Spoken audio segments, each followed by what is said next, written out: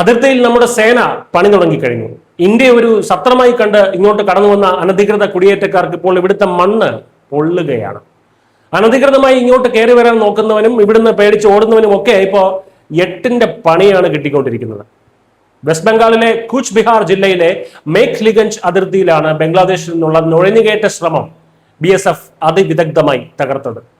പെട്ടെന്നൊരു വലിയ സംഘം ബംഗ്ലാദേശികൾ ഇന്ത്യൻ അതിർത്തിക്ക് സമീപം തടിച്ചുകൂടുകയായിരുന്നു. എന്നാൽ ഈ നീക്കം കണ്ട ഉടൻ തന്നെ BSF കനത്ത ജാഗ്രതാ നിർദ്ദേശം നൽകുകയും സൈനിക വിന്യാസം കുത്തനെ വർദ്ധിപ്പിക്കുകയും ചെയ്തു.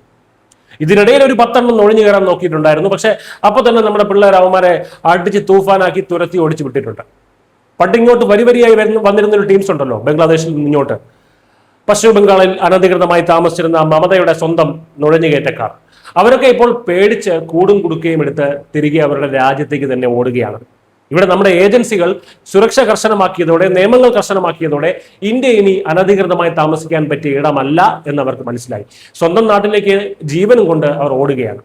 പക്ഷെ ഈ ഓടിപ്പോകുന്ന സ്വന്തം പൗരന്മാരെ തിരിച്ചെടുക്കാൻ ബംഗ്ലാദേശ് ഇപ്പോൾ തയ്യാറല്ല. അവരുടെ അതിർത്തി സേനയായിട്ടുള്ള BGB, ബോർഡർ ഗാർഡ് ബംഗ്ലാദേശ്, ഇപ്പോൾ പറയുന്നത് എന്താണെന്ന് പറഞ്ഞാൽ ഇന്ത്യ ബലം പ്രയോഗിച്ച് ആളുകളെ അങ്ങോട്ട് കടത്തിവിടുകയാണെന്നാണ്. കഴിഞ്ഞ 24 മണിക്കൂറിനുള്ളിൽ ലാൽ മുനീർ ഹട്ട്, പഞ്ച്ഗട്ട്, നൌഗാവ് തുടങ്ങിയ അവരുടെ പ്രദേശങ്ങളിലേക്ക് ഇന്ത്യ ആളുകളെ തള്ളുന്നു എന്നാണ് ഇവരുടെ പരാതി. എങ്ങനെയുണ്ടെന്ന് നോക്കി ഉമാരുടെ തൊലിക്കട്ടി.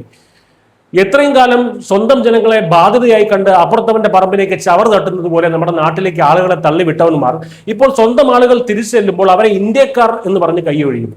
പക്ഷേ BSFും ഇന്ത്യയും ബംഗ്ലാദേശിന്റെ ഈ കള്ളവാദം അപ്പോൾ തന്നെ ചവറ്റുകുട്ടിൽ എറിഞ്ഞിട്ടുണ്ട്. ചുരുക്കത്തിൽ ഇന്ത്യ എന്നത് ആർക്കും കയറി വരാനുള്ള ഒരു ധർമ്മസത്രമൊന്നുമല്ല എന്ന് നമ്മുടെ സർക്കാർ അടിവരയിട്ട് ഉറപ്പിക്കുകയാണ്. അതിർത്തിയിൽ നമ്മുടെ സേന ഒരു ഉരുക്ക് മതിൽ പോലെ തന്നെ നിൽപ്പുണ്ട്. നെക്സ്റ്റ്